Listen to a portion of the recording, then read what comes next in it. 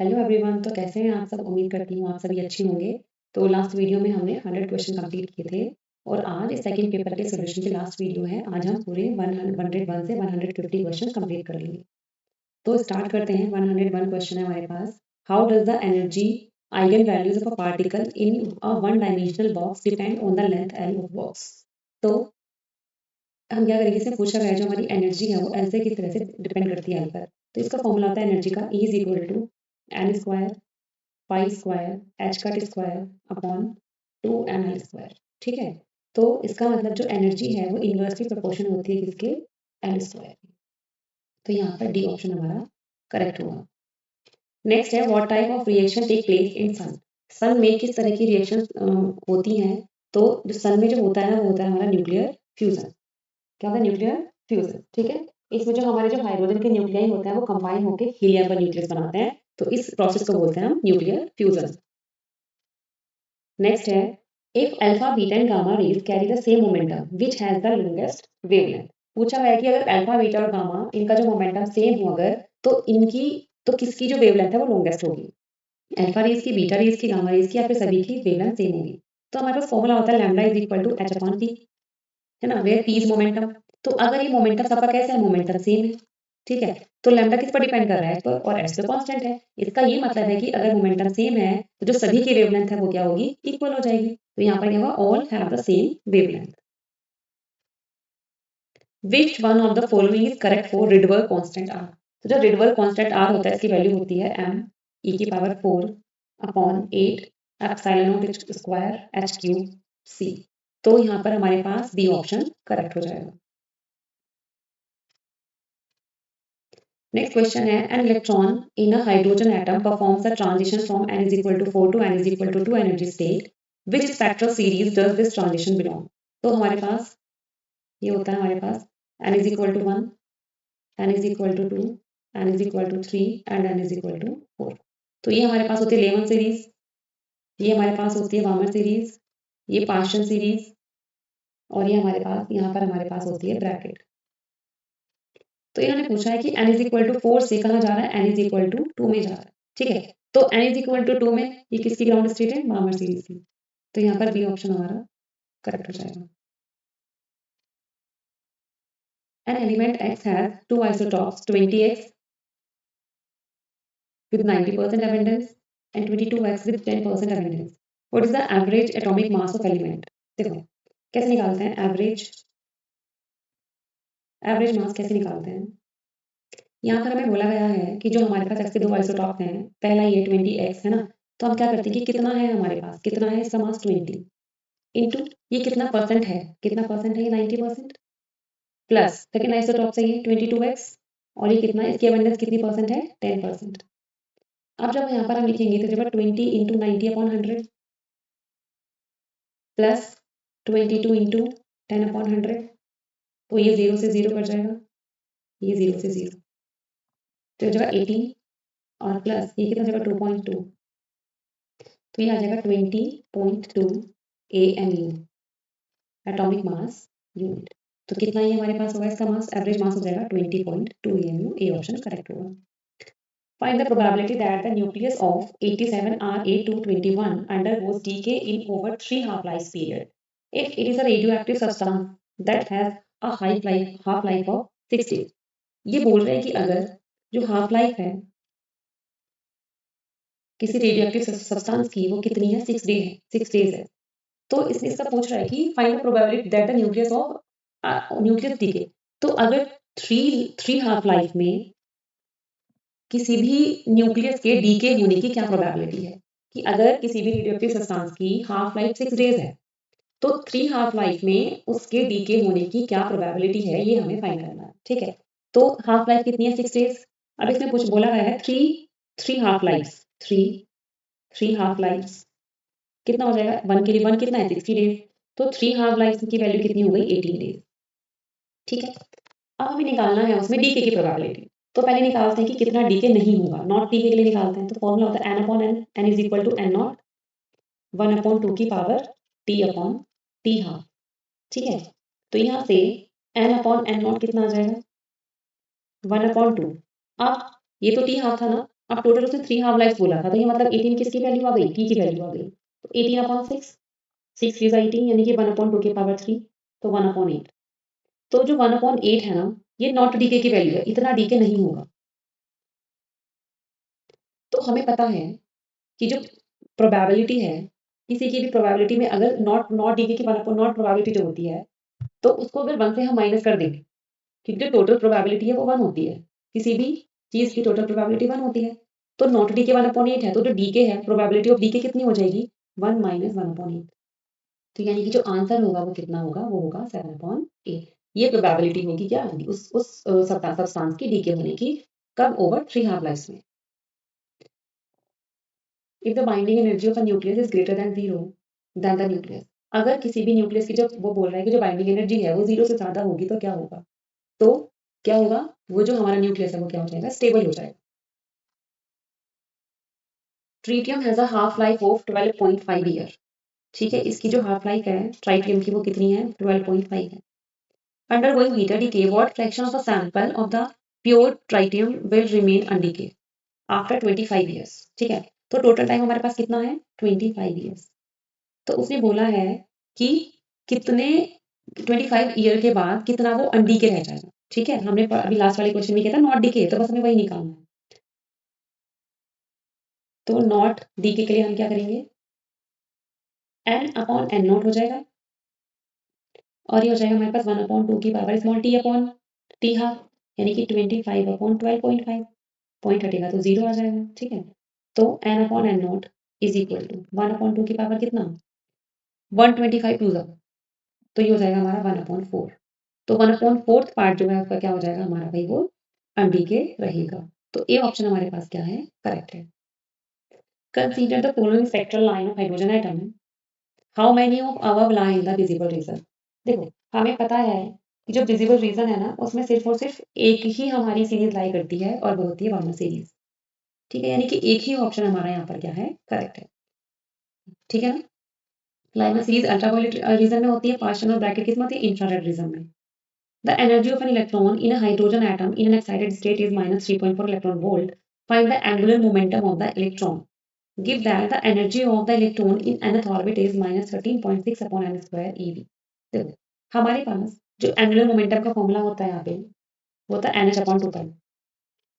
ठीक है, अब h कांस्टेंट है, पाई की वैल्यू पता है, n हमें नहीं पता, तो n हमें निकालना है, इन्होंने जो हमें गिवन है। En की जो वैल्यू होती है, फॉर्मूला क्या होता है? -13.6 अपॉन n स्क्वायर। ठीक है ना, अब इसने बोला कि एक्साइटेड स्टेट में जो एनर्जी है वो कितनी है? -3.4 है, is equal to -13.6 upon n square. तो यहाँ से हम n स्क्वायर निकाल सकते हैं, माइनस से माइनस कैंसिल हो जाएगा।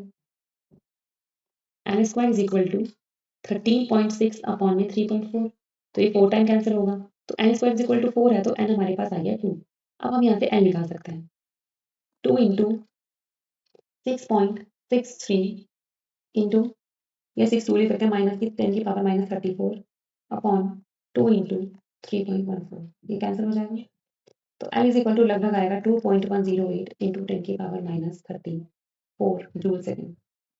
ठीक है, तो यहाँ पर हमारे पास सी ऑप्शन करेक्ट है। नेक्स्ट है, as per Bohr model the minimum energy electron volt required to remove an electron from the ground state of doubly ionized lithium atom that is equal to 3E। तो कह रहा है कि जो according to Bohr model, हमें किसी भी डबली ionized lithium दे रखा है एटम, तो उसकी जो ग्राउंड स्टेट से हमें किसी भी इलेक्ट्रॉन को रिमूव करने के लिए हमें मिनिमम कितनी एनर्जी की रिक्वायरमेंट होगी, ये हमें निकालनी है।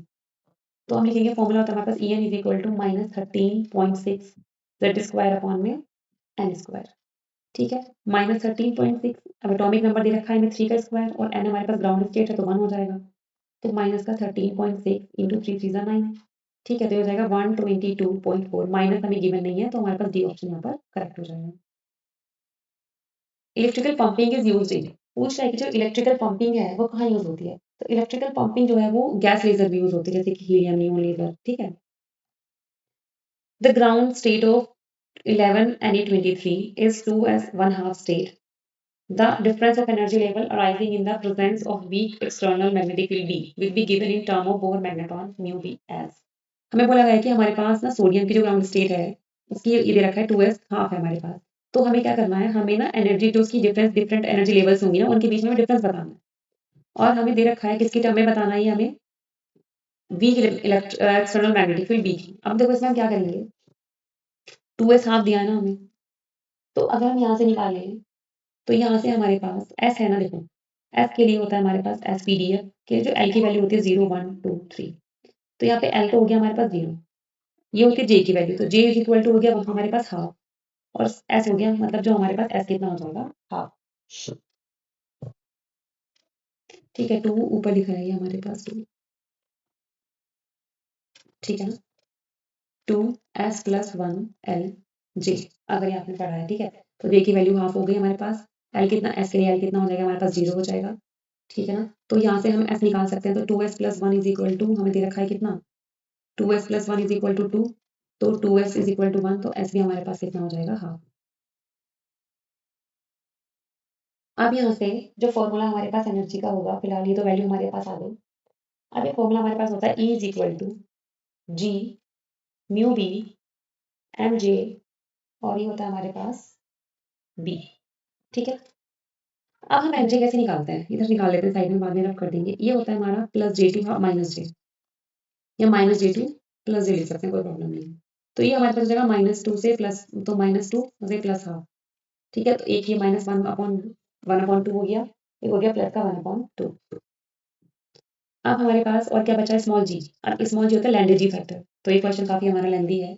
अब इसमें हमें जी लैंडेजी फैक्टर भी निकालना पड़ेगा। वैसे तो जो ग्राउंड स्टेट होता है ना एस, उसके लिए लैंडेजी फैक्टर 2 आता है, बट हम निकाल सकते हैं जी इज इक्वल टू हमारे पास फॉर्मूला होता है यहाँ पे 1 plus J J plus 1 minus L L plus 1 plus S plus 1 upon में 2 जे जे प्लस 1, ठीक है।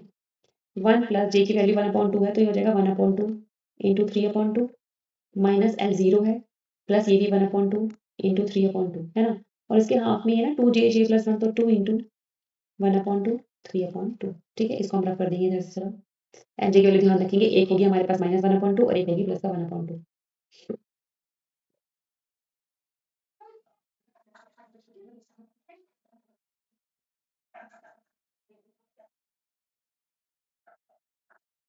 ठीक है। तो सॉल्व करेंगे इसको, तो जी हमारे पास आ जाएगा 1 प्लस 3/4 आ गया ऊपर, है ना, और ये भी 3/4 आ गया हमारे पास, सॉरी ये 3/2 था ना, 1/2 इंटू 3/2, 3/4 आ गया। नीचे कितना आएगा हमारे पास, देखो ये आ जाएगा हमारे पास 2 6/4, और ये सॉरी सॉरी ये प्लस है, तो ये आ जाएगा हमारे पास 1 प्लस, ठीक है, 6/4, तो ये कट के 1 आ गया, तो 1 प्लस 1 कितना आ गया 2, तो जी की वैल्यू तो 2 आ गई हमारे पास। अब हमें क्या करना है, हमें निकालनी है एनर्जी का डिफरेंस, तो हमें फर्स्ट 1 लेवल की निकालना है E1। पहले जब mg हमारे 1/2 था, तो तब हमें E1 निकालना है। E1 हमारे पास होगा फॉर्मूले से, देखो जी कितना गया 2 इंटू हमारे पास क्या है म्यू बी हो गया, इंटू mg कितना है 1/2 इंटू बी, तो ये बच गया म्यू बी बी। ऐसे ही जब mg -1/2 होगा, तो E2 कितना आ जाएगा हमारे पास 2 इंटू म्यू बी माइनस का 1/2 इंटू बी, ये कट जाएगा, तो हो जाएगा माइनस का म्यू बी बी, ठीक है। ये बॉल मैग्नेटोन है हमारा। अब डिफरेंस निकालेंगे, तो डिफरेंस के लिए जो हमारा डिफरेंस आएगा वो आ जाएगा E1, सॉरी एनर्जी 1 है ना, E1 माइनस E2, तो E1 है हमारे पास म्यू बी बी, और ये माइनस और minus plus mu B B, तो हमारे पास आ जाएगा 2 म्यू बी बी, ठीक है। तो कोई ऑप्शन हमारा बी ऑप्शन ऐसा है, तो हमारे पास क्या होगा यहाँ पर बी ऑप्शन हमारा क्या हो जाएगा, करेक्ट हो जाएगा। नेक्स्ट है, which one of the following was a major drawback of Rutherford atomic model. हमें पता है कि ये क्या नहीं कर पाया था रदरफोर्ड हमारा, ये एटम की स्टेबिलिटी को एक्सप्लेन नहीं कर पाया था। It could not explain the atomic spectra, ये भी नहीं है। It did not account for the mass of atom, नहीं। It failed to explain the existence of electrons, नहीं। तो ये जो सी वाला है ना, ये बता नहीं पाया था स्टेबिलिटी ऑफ एटम। फिर बाद में जब बोहर आया था मॉडल, तब उन्होंने बताया था। If in a system if more atoms are in excited state then its ground state, then this condition is termed as, तो अगर एक्साइटेड स्टेट में क्या हो ज्यादा एटम्स हो ग्राउंड स्टेट के कंपैरिजन में, तो इसको बोलते हैं population inversion. The potential of diatomic molecule as a function of distance r between the atom is given by Vr is equal to, हमें B पोटेंशियल दे रखा है माइनस a अपॉन r की power 6 plus b upon r की power 12, where a and b are constant, the value of potential at equilibrium separation between the atoms will be। तो जो equilibrium condition होती है ना, equilibrium, इसके लिए जो फोर्स होता है वो 0 होता है, ठीक है। तो हमारे पास यहाँ पर जो फोर्स का फॉर्मूला होता है वो था माइनस का dv अपॉन dr है और ये जीरो है, मीन्स dv अपॉन dr क्या हो जाएगा, जीरो। तो हम क्या करेंगे, इसका डिफरेंशिएशन करेंगे।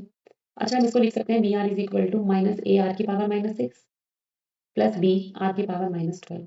तो अब जो डिफरेंशिएशन करेंगे ये हो जाएगा माइनस का ए इंटू माइनस सिक्स और आर की power minus six minus one तो माइनस का 7, बी इंटू माइनस का 12 और आर की power minus 12 minus one minus 13। तो B R is equal to हमारे पास कितना आ जाएगा, 6a अपॉन आर की power 7 plus sorry minus 12b upon R की power 13 is equal to zero, है ना, जीरो लिखना था हमें, उसने बोला था ना कि क्या हो जाएगा, ये जीरो हो जाएगा, यहाँ पे जीरो था ना ये, तो यह D V upon D R. तो अब 6a अपॉन ये हमारे पास जीरो है, तो एक काम करते हैं हम ऐसे ले सकते हैं, कॉमन ले सकते हैं, सॉरी ऊपर से 6 कॉमन ले लेते हैं, नीचे से आर की पावर 7 कॉमन ले लेते हैं। तो ये बचेगा हमारे पास कितना, a minus 6 to the 12 2b upon R की पावर 6 क्योंकि 7 तो हमने कॉमन ले लिया, जीरो। तो यहाँ से हमारे पास आ गया a is equal to 2b upon R की पावर 6, ठीक है। तो a की वैल्यू आ गई 2b अपॉन आर की पावर 6। तो अगर मैं आर की पावर 6 निकालना चाहूँ या ये हो जाएगा 1 अपॉन आर की पावर 6 कितना हो जाएगा, ये हो जाएगा हमारे पास 2b अपॉन a, क्योंकि हम क्या करेंगे, हम इस फर्स्ट इक्वेशन में वैल्यू पुट करेंगे 1 अपॉन आर की पावर 6 और 1 अपॉन आर की पावर 12। तो अगर मैं इसका स्क्वायर कर दूँ तो ये जाएगा 4b square upon a square, ठीक है। तो ये हमारे पास आ जाएगा 1 अपॉन आर की पावर 12 कितना आ जाएगा, 4b square upon a square. अब इन दोनों वैल्यू को ना इसको मान लेते हैं इक्वेशन में, इसमें पुट कर देते हैं। तो बी आर कितना आ जाएगा, देखो माइनस ए तो पहले से था, 1 अपॉन आर की पावर 6 होगा हमारे पास 2b अपॉन ए, 2b अपॉन ए प्लस बी ऑलरेडी था, तो ये बन जाएगा इंटू 4b स्क्वायर अपॉन ए स्क्वायर, ठीक है। तो यहाँ से देखो ए से ए कैंसिल और एक सेकंड में उल्टा कर दिया ये, है ना, 1 अपॉन आर की पावर 6 ए अपॉन 2b होना था, सॉरी ए हमारा उल्टा हो गया है, हम इसको थोड़ा सा करेक्ट कर लेते हैं, ये हमने उल्टा लिख दिया थोड़ा।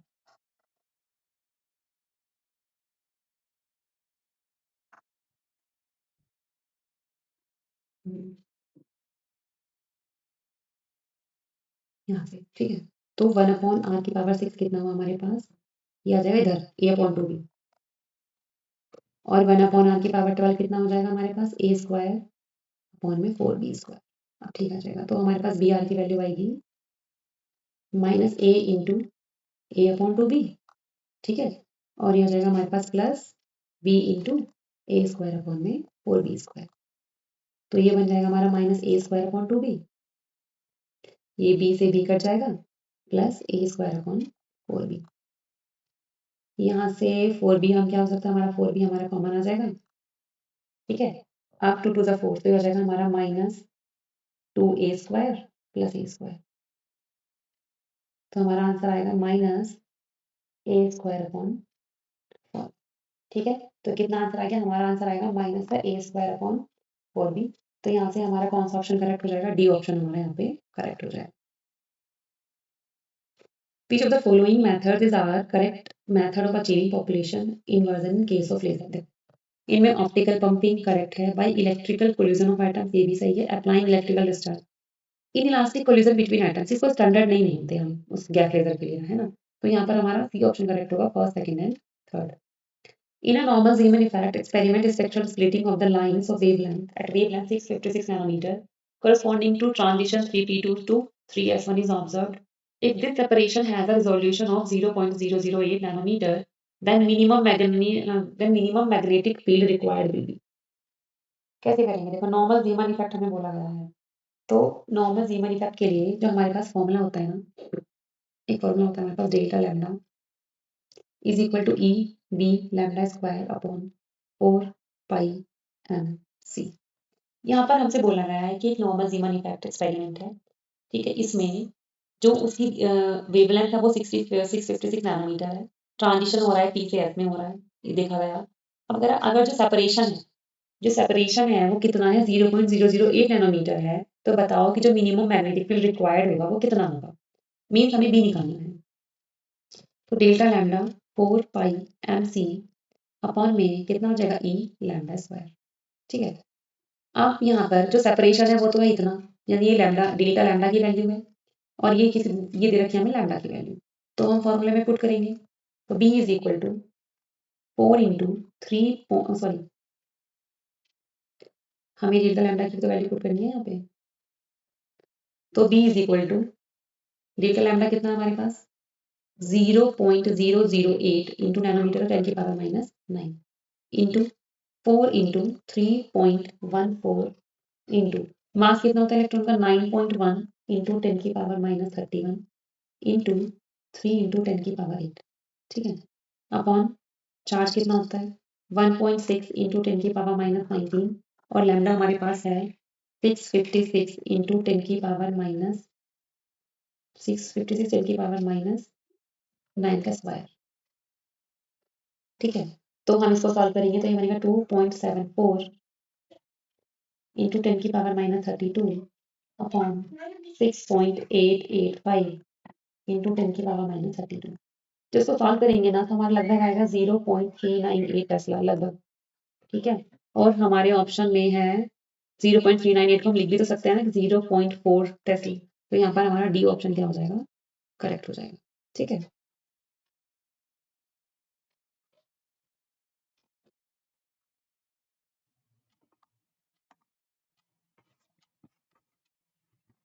Question is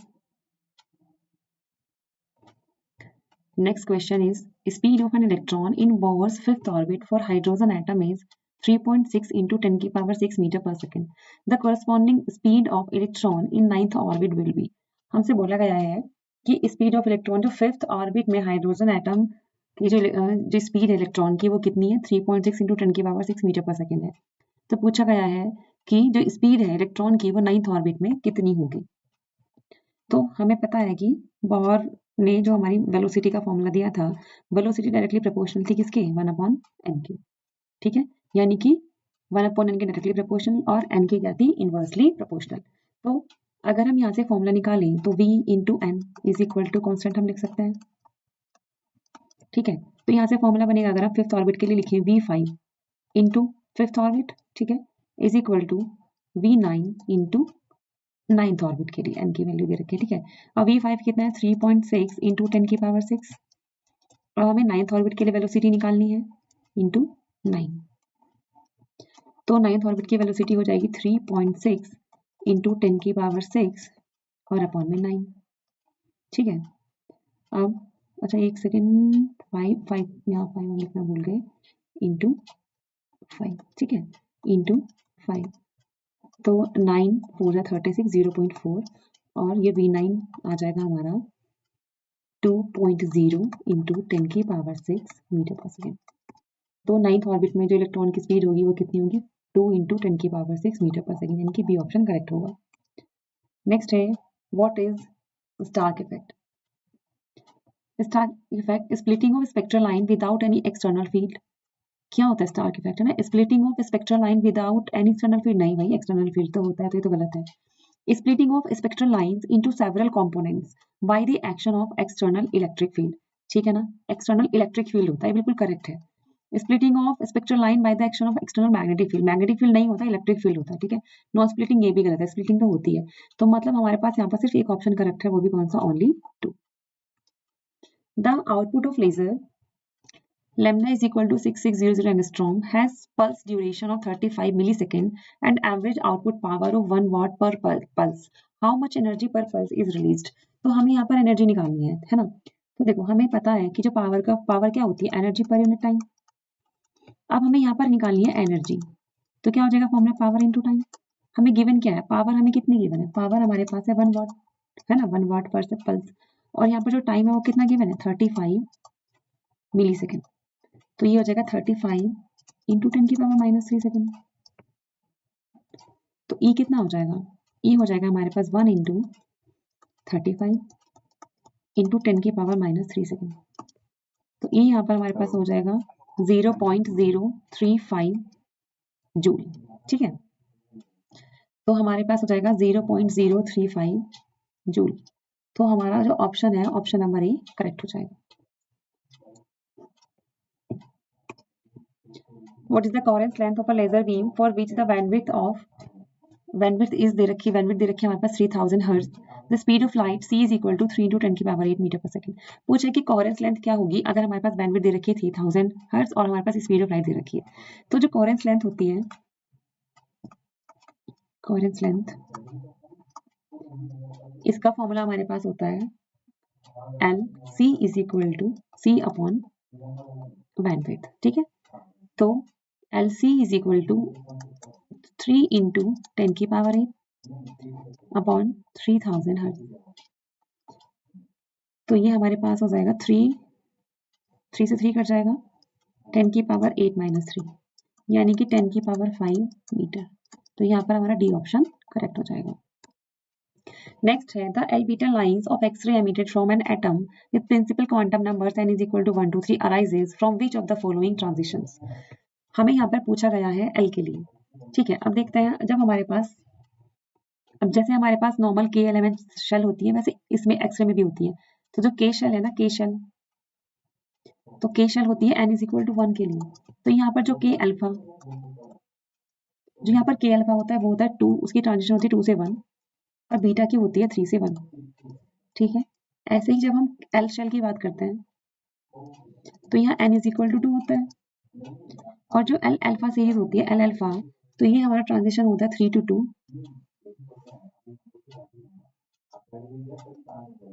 3 to 2। L beta is equal to हमारा होता है 4 to 2। ठीक है, अब यहाँ पर हमसे क्या पूछा है, हमसे ऐसे के एल एम एन ऐसे शेल होते हैं, तो एल बीटा के लिए हमसे पूछा गया है।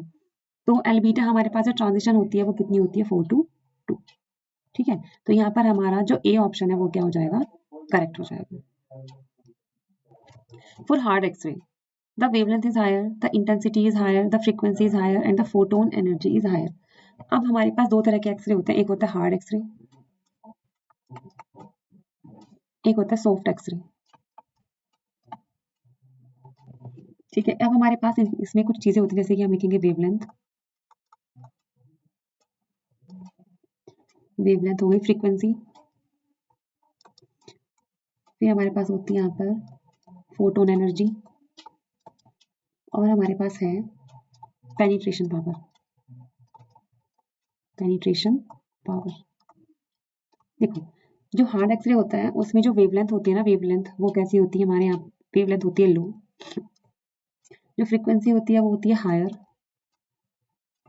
फोटोन एनर्जी भी होती है हायर और ये भी होती है, पेनिट्रेशन भी होती है हायर। किसमें, हार्ड एक्सरे में। सॉफ्ट एक्सरे में जो वेवलेंथ है वो हायर होती है और बाकी ये सब लो होता है। अब हमसे यहाँ क्या पूछा गया है, हमसे पूछा गया है हार्ड एक्सरे के बारे में कि क्या क्या होगा, वेवलेंथ हायर होगी, नहीं तो वेवलेंथ तो हाई नहीं होती है। अच्छा, इंटेंसिटी जरूरी नहीं है कि हार्ड एक्सरे की हाई हो सॉफ्ट एक्सरे की, इसके बारे में हम कंफर्म नहीं बोल सकते हैं, इसकी भी हाई हो सकती है, इसकी भी हाई हो सकती है। ठीक है, तो ये भी हमें कंफर्म नहीं पता। फ्रीक्वेंसी देखो, फ्रीक्वेंसी कैसी है, फ्रीक्वेंसी हायर है और फोटोन एनर्जी भी क्या है, हायर है। तो इसका मतलब यहाँ पर हमारा बी ऑप्शन करेक्ट होगा, यानी कि सी एंड डी। नेक्स्ट है the coherence length of source is related to its spectral width delta lambda by. तो जो कोहेरेंस लेंथ होती है, अभी तो एक तो हमने फॉर्मूला पीछे देखा कोहेरेंस लेंथ का, एक फॉर्मूला होता है कोहेरेंस लेंथ का L C is equal to lambda square upon delta lambda. ठीक है, तो सी ऑप्शन यहाँ पर करेक्ट हो जाएगा। In a helium neon laser the laser transition take place. देखो हीलियम नियोन लेजर में जो ट्रांजिशन होता है ना वो सिर्फ और सिर्फ किस में होता है, ओनली नियोन में होता है। ठीक है, which particular symmetry hold for all fundamental reactions. तो जो फंडामेंटल रिएक्शन है ना उनमें कौन कौन सी प्रॉपर्टी होती है, सिमेट्री, चार्ज, पैरिटी और टाइम रिवर्सल, तीनों ही होती है। ठीक है, तीनों ही होंगी। The liquid drop model for nucleus gives atomic mass, binding energy, predict alpha and beta emission properties, all of the above। तो ये जो liquid drop model है ये क्या, इसमें ये हमें मतलब इसका जो आंसर होगा वो तीनों होगा। ये हमें एटॉमिक मास के बारे में बताता है, binding energy and it gives predict alpha and beta emission properties. तो all of the above, D option correct होगा। If the wavelength of the first line of Balmer series in the hydrogen spectrum is lambda, then what will be the wavelength of the first line of the Paschen series? तो देखो ये कैसे करेंगे हम, हमसे बोला गया है देखो जो वामर सीरीज है, वामर सीरीज, उसकी जो फर्स्ट लाइन के लिए जो ट्रांजिशन होता है वो 3 से 2 होता है ना। n is equal to 1, n is equal to 2। तो ये वामर है हमारे पास, ये वामर सीरीज होती है, ठीक है। तो इसकी जो फर्स्ट लाइन, तो ग्राउंड स्टेट होगी वामर के लिए, तो जो इसकी फर्स्ट लाइन होगी वो कौन सी होगी, ठीक है। जो इसका मतलब जो फर्स्ट एक्साइटेड स्टेट होगी इसके लिए जो फर्स्ट लाइन होगी वो कौन सी होगी, n इज इक्वल टू 3। तो ट्रांजिशन इसका किसके लिए होगा, 3 से 2 होगा, ठीक है। तो अगर हम यहाँ पर निकालें, उसने वेवलेंथ पूछा गया है ना, what will the wavelength, first wavelength के लिए पूछा है, तो वेवलेंथ का फॉर्मूला था 1 upon lambda is equal to r upon 1 upon n1 square minus 1 upon n2 square. तो हम पहले किसके लिए देखेंगे, वामर के लिए देख रहे हैं। तो 1 अपॉन लैम्डा बी r, तो 1 अपॉन 2 का स्क्वायर यानी कि 4 और माइनस 1 अपॉन 9, ठीक है। तो ये कितना आ जाएगा, r इंटू 36 9 माइनस 4, तो ये आ जाएगा लैम्डा बी हमारे पास आ जाएगा 36 अपॉन 5r। फिर हमसे पूछा गया है, फिर हमसे नेक्स्ट बोला गया पार्शियल सीरीज के लिए, तो 1 अपॉन लैम्डा पी आर, ठीक है। अब पार्शियल सीरीज में क्या होगा, ये लेमन वामर पार्शियल, ठीक है। तो यहाँ पर जो हो जाएगा हमारा, कहाँ ट्रांजिशन होगा पार्शियल के लिए, तो पार्शियल सीरीज के लिए हमारा ट्रांजिशन होगा 4 to 3, ठीक है। तो 1 अपॉन 9 माइनस 1 अपॉन 16, तो ये हो जाएगा हमारे पास r इंटू 7 अपॉन 144। तो जो लैम्डा पी निकल के आएगा वो आएगा हमारे पास 144 अपॉन में 7r, ठीक है। अब लैम्डा जो हमारे वामर सीरीज के लिए लैम्डा वी है ना, उसको इन्होंने लैम्डा बोला है, तो अभी पुट करते हैं। तो हम क्या करते हैं, लैम्डा बी अपॉन में लैम्डा पी, ठीक है। इसको 1 मान लेते हैं, इसको 2। तो लैम्डा बी है 36 अपॉन 5r। अब डिवाइड करने की बजाय मैं मल्टीप्लाई करूंगी और न्यूमरेटर और डिनोमिनेटर को क्या कर देंगे, हम चेंज कर देंगे, एक्सचेंज कर देंगे। तो ये आ जाएगा 7r अपॉन में 144, r से r कैंसिल हो गया, ठीक है। 4 9 जा 36, 4 3 जा 12, 4 6 जा 30, 4 6 जा 24, तो फिर आ जाएगा 9 4 जा 36। तो लैम्डा बी को लैम्डा मान लो, ये लैम्डा पी हो जाएगा और ये हमारा हो जाएगा 7 अपॉन में 20। अब हमें निकालना है लैम्डा पी, तो लैम्डा पी यहाँ से कितना आ जाएगा, lambda P is equal to 20 upon 7 lambda, ठीक है। तो यानी कि जो ए ऑप्शन है वो हमारा क्या होगा, करेक्ट होगा। द रेडियस ऑफ, हमें दे रखा है भाई द रेडियस ऑफ हीलियम की निकाल। अब देखो, अब हमारे पास एक फॉर्मूला है यहाँ पे, r is equal to r not A की पावर 1/3, ठीक है। The radius of HO 165 is 7.731 fermi and the radius of H यानी कि हीलियम 4 इज अप्रोक्सीमेटली। तो सबसे पहले हम लिखेंगे, दोनों के लिखेंगे RHO R नॉट। देखो R नॉट तो क्या है, दोनों में कांस्टेंट है, तो ये लिखेंगे 7.731 की, सॉरी ये हमने उल्टा कर दिया, ये 165 होना था यहाँ पे, ठीक है। 165 की पावर 1/3, डायरेक्ट फॉर्मूला लिख दें, यहाँ आ जाएगा हमारे पास RHE 4 की पावर 1/3। तो हमारे पास RH नॉट कितना, RHO दे रखा है 7.731, RHE इज इक्वल टू 165/4 कितना हो जाएगा हमारे पास, ये 41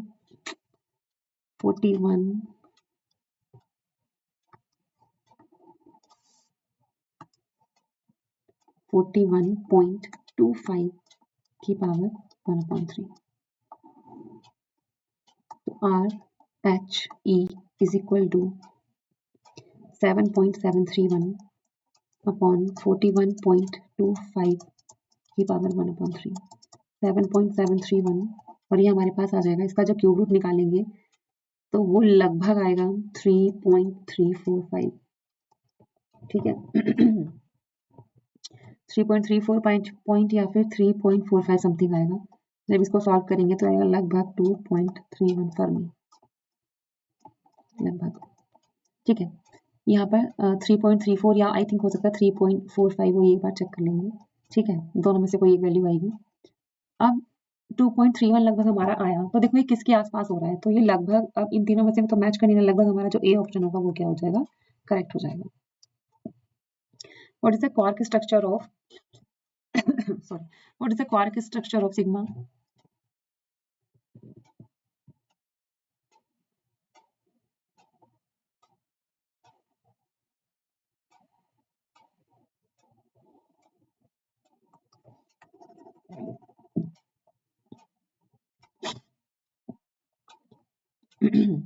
What is next question है हमारा, what is the quark structure? अब हमें इसका क्वार्क स्ट्रक्चर बताना है, तो हम क्या करेंगे, देखो इसका जो क्वार्क स्ट्रक्चर होता है ना वो ट्रिपल एस होता है। अब हम इसको मैच भी कर सकते हैं। जो एस होता है ना, ये होता है हमारा 1 -1/3e ठीक है। तो हम इसको कैसे चेक करते हैं, -1/3, ट्रिपल एस हमारा होगा इसका -1/3 -1/3 -1/3 -3/3 यानी कि -1। तो यहाँ पर भी चार्ज कितना है हमारा -1। तो हमारा कौन सा ऑप्शन करेक्ट होगा, बी ऑप्शन हमारा करेक्ट हो जाएगा। विच ऑफ द फॉलोइंग रिएक्शंस या रिएक्शंस कैन अकर, कौन कौन सी रिएक्शंस जो है वो अकर होंगी, कौन सी नहीं होंगी। जब हम इसको सॉल्व करेंगे तो पहले ए से चेक करते हैं। देखो ए क्या दे रखा है हमारे पास, lambda pi plus plus pi negative. तो सबसे पहले हम चेक करेंगे कि चार्ज हमारा कंजर्व है। तो चार्ज के लिए ये 0 है, ठीक है, +1 -1, तो ये भी 0 आ गया। तो चार्ज तो हमारा कंजर्व है, ठीक है। फिर हम चेक करेंगे बैरियन नंबर कि हमारा कंजर्व है कि नहीं है। तो बैरियन नंबर जो होता है ना, इसके अंदर कौन कौन से आता है हमारे, एन और हाइड्रोन्स, यानी कि इसमें आएंगे हमारे न्यूट्रॉन प्रोटॉन, और इसके अंदर आ जाएंगे ये सिग्मा कैस्केड, और ये हमारा आ जाएगा लैम्डा, ठीक है। तो अब देखो कि जब बैरियन नंबर हम चेक करेंगे, जब हम बैरियन नंबर चेक करेंगे तो ये तो हमारा बैरियन है, तो ये तो 1 हो गया, ठीक है। अब ये दोनों बैरियन नंबर में हमारे नहीं आएंगे, ये दोनों हमारे क्या होते हैं, ये हो जाएंगे हमारे बोसोन हो जाएंगे ये। तो हमारा क्या हो जाएगा यहाँ पर, नॉट कंजर्व हो जाएगा, ठीक है। अगर हम पूरी अपनी एक टेबल बनाए तो ये होती है बोसोन, फर्मियोन्स, इसके अंदर होते हैं एक मासलेक बोसोन, फिर ये मेसोन होता है हमारे पास। तो ये होता है हमारे पाई, ईटा, ठीक है, कि ये होते हैं। अब ये हमारा जो फर्मियोन्स होता है इसके अंदर क्या होता है, लैप्टॉन, फिर ये बैरियन, बैरियन में भी एन, और ये हमारा होता है हाइड्रोन्स, ठीक है, ये न्यूक्लियॉन्स और हाइड्रोन। तो ये पूरी हमारी टेबल होती है। तो ये तो हमारे बैरियन्स नहीं है, तो अब हम क्या करेंगे, इसका मतलब ये तो हमारा कैसा है, ये तो हमारी अकर नहीं होगी। फिर हम नेक्स्ट चेक करेंगे बी,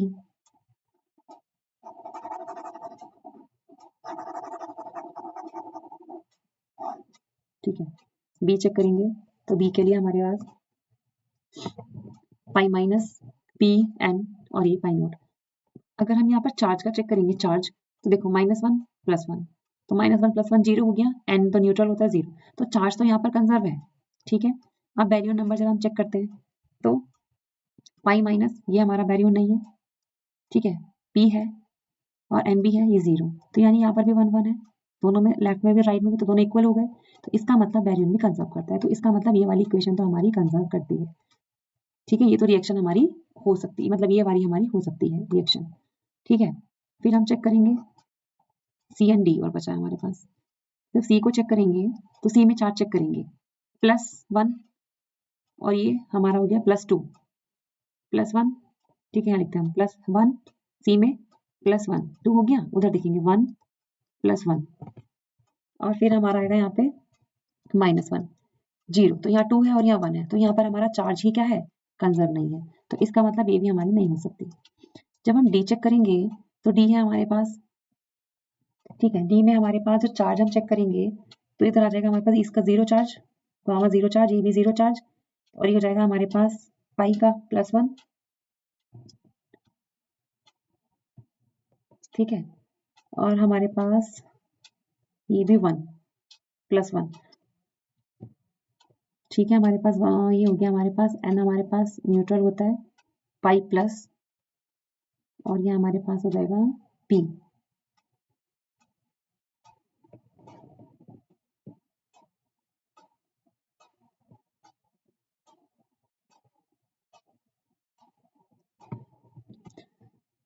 ये तो आई थिंक मेरे हिसाब से यहाँ पर माइनस होना चाहिए, अगर यहाँ माइनस होगा ऐसे तो हमारा चार्ज कंजर्व होगा नहीं, तो इस हिसाब से तो हमारा बी ऑप्शन करेक्ट हो रहा है। ठीक है, बी ऑप्शन तो हमारा है करेक्ट, ए करेक्ट नहीं है और सी भी करेक्ट नहीं है, तो फिर इस क्वेश्चन में तो गड़बड़ हो रही है। ठीक है, क्योंकि पी का भी हमारा यहाँ 1 होगा, ये प्लस है तो इसका भी हमारा चार्ज 1 होगा, यहाँ 2 हो रहा है और यहाँ 0, तो चार्ज तो कंजर्व यहाँ पर नहीं है। बैरियर नंबर चेक करते हैं एक बार, तो बैरियर नंबर जब हम डी में चेक करेंगे तो इधर तो 1 है, इधर भी 1 है, तो बैरियर नंबर तो कंजर्व है यहाँ पर। ठीक है, लेकिन चार्ज तो कंजर्व नहीं हो रहा है, तो अगर बी ऑप्शन करेक्ट है तो मेरे ख्याल से तो सी ऑप्शन ही करेक्ट होना चाहिए। बाकी देखते हैं क्या होता है, क्योंकि बैरियर नंबर तो कंजर्व है हमारा, देखो चार्ज नहीं कंजर्व आ रहा है, 0 0 +1 यहाँ तो +2 हो रहा है। अब हमें तो पता है एन क्या है, तो न्यूट्रल होता है हमारे पास।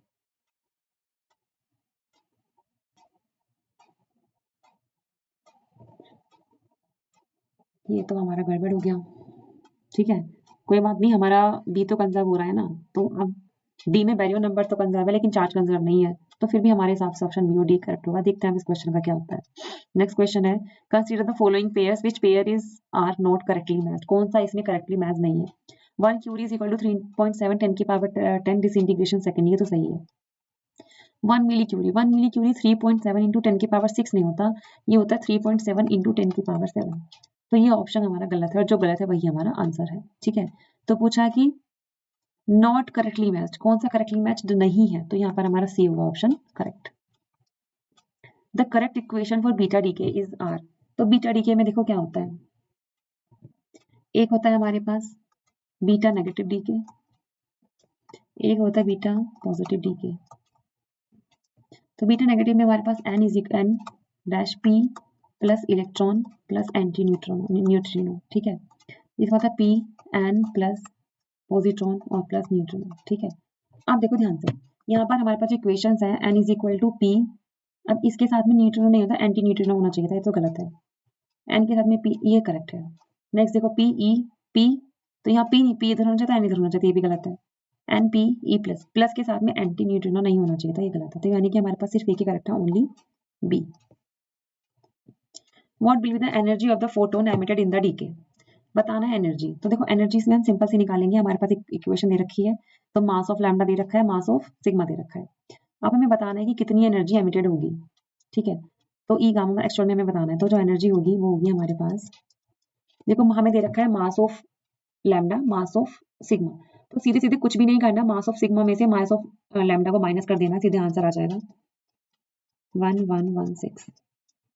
ठीक है, आंसर हमें निकालना है मेगा इलेक्ट्रॉन वोल्ट में, और जब हमें मास भी दे रखा है इन्होंने मेगा इलेक्ट्रॉन वोल्ट में, तब हम यहाँ सी स्क्वायर से मल्टीप्लाई नहीं करेंगे, तो ये हमारा सीधा सीधा आंसर आ जाएगा 74 mega electron volt. B option correct हो जाएगा, मेरे अकॉर्डिंग बी ऑप्शन सही होगा। The surface energy term of liquid drop model of nuclei is expressed as, तो जो लिक्विड ड्रॉप मॉडल में जो सरफेस एनर्जी होती है वो कितनी होती है, ये माइनस ए की पावर 2/3 प्लस में 2/3 होता है। The interaction potential energy between two quarks separated by a distance r inside a nucleons can be described by A, B and beta are positive constant। तो इसमें जो हमारी जो इंटरेक्शन पोटेंशियल एनर्जी होती है ना, इसका जो फॉर्मूला होता है ना पोटेंशियल का, ये होता है ये C minus A upon R plus B R. Electric charge of quark can be expressed as, हमारे पास दो क्वार्क होते हैं, up quark and down quark, तो D अप क्वार्क हो गया और C हमारा डाउन क्वार्क हो गया, तो यानी यहाँ पर हमारे C and D option correct होंगे, तो हमारा जो D ऑप्शन है वो क्या हो जाएगा 139 का करेक्ट हो जाएगा। ठीक है, नेक्स्ट है 140, what is the laser frequency of a proton in magnetic field of 1 tesla. ठीक है, हमसे पूछा sorry what is the Larmor frequency, यहाँ पर लार्मर फ्रीक्वेंसी पूछी गई है, लार्मर फ्रीक्वेंसी। जो लार्मर फ्रीक्वेंसी का फॉर्मूला होता है वो होता है F is equal to gamma B upon में 2 पाई। ठीक है, बी यहाँ पर हमारा मैग्नेटिक फील्ड है। प्रोटॉन के लिए फॉर प्रोटॉन जो गामा की वैल्यू होती है ना वो फिक्स होती है, वो होती है 2.675 इंटू 10 की power 8 radian second inverse Tesla inverse. ठीक है, तो इसको बोल सकते हैं 2.675 इंटू 10 की पावर 8 हर्ट्ज पर टेस्ला, या टेस्ला इनवर्स बोल सकते हैं। ठीक है, अब क्वेश्चन में है गामा अपॉन 2 पाई, तो पहले हम गामा अपॉन 2 पाई निकाल लेते हैं कैलकुलेशन इजी करने के लिए।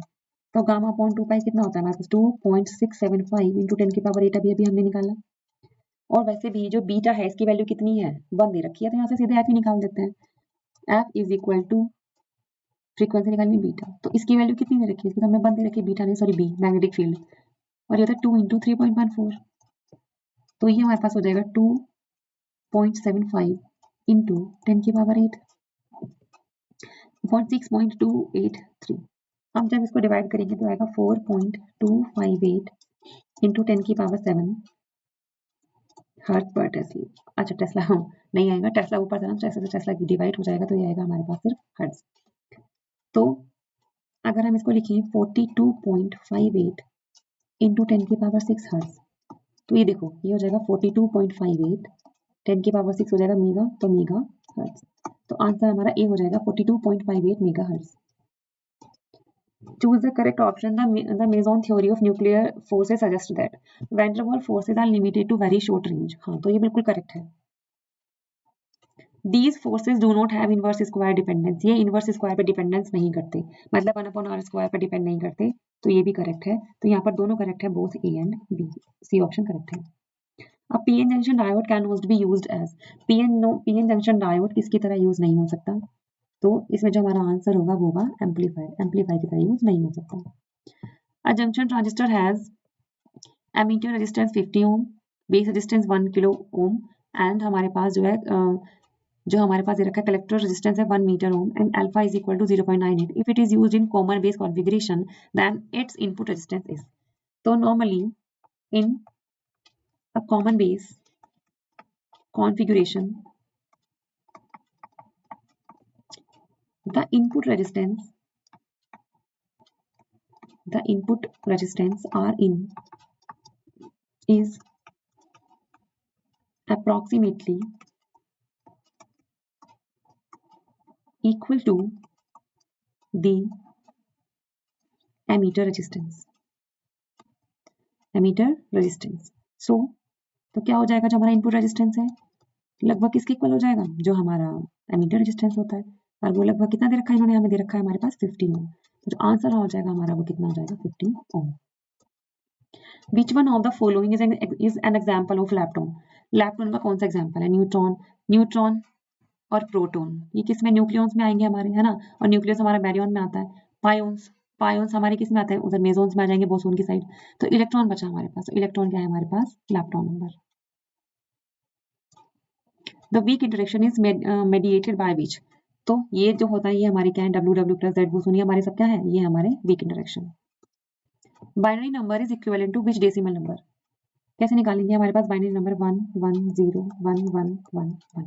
अब इनको कन्वर्ट करना है हमें डेसिमल नंबर में, तो डेसिमल नंबर में निकालने के लिए हम क्या करेंगे, देखो 1 2 3 4 5 6 7, हम स्टार्ट करते हैं इसको यहाँ से 2 की पावर 0 से, किसमें डेसिमल में कन्वर्ट करना है, बाइनरी नंबर है ना, तो 2 की पावर 0 इंटू 1 प्लस 2 की पावर 1 इंटू 1 प्लस, हम राइट से लेफ्ट चलते हैं, डेसिमल के बाद चलते हैं कैसे, हम लेफ्ट से राइट, अभी हम चलेंगे राइट टू लेफ्ट, 2 की पावर 2 इंटू 1 प्लस 2 की पावर 3 इंटू 1, ठीक है, 2 की पावर 4 इंटू क्या है, नेक्स्ट हमारा 0 है, प्लस 2 की पावर 5 इंटू 1 प्लस 2 की पावर 6 इंटू 1, तो ये हो जाएगा हमारे पास कितना, 2 की पावर 6 कितना हो जाएगा हमारे पास 64, 2 की power 5 32 plus 0 plus 8 plus 4 plus 2 और 2 की पावर 0 1, ठीक है, इन सबको ऐड करके 1 1 1, तो हमारे पास सी ऑप्शन क्या हो जाएगा, करेक्ट हो जाएगा।